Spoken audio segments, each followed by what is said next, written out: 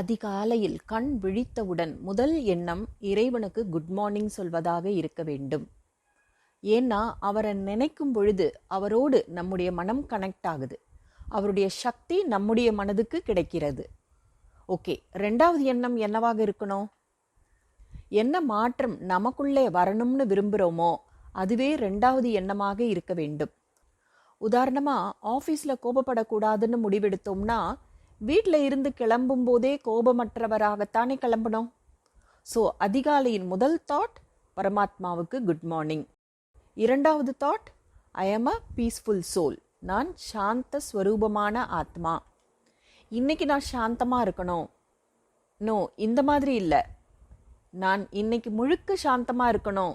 இப்படி எண்ணத்தை ஏற்படுத்தக்கூடாது. நான் ஆல்ரெடி சாந்த ஸ்வரூபமான ஆத்மாவாகத்தான் இருக்கிறேன். ஐ ஆம் அ பீஸ்ஃபுல் சோல். சங்கல்பத்தினால் சிருஷ்டி உருவாகிறது.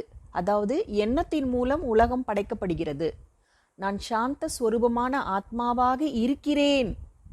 இருக்கிறேன்ற வார்த்தையை கவனிங்க. அப்போ என்ன ஆகிடுவோம்? சாந்த ஸ்வரூபமான ஆத்மாவாக ஆகிவிடுவோம்.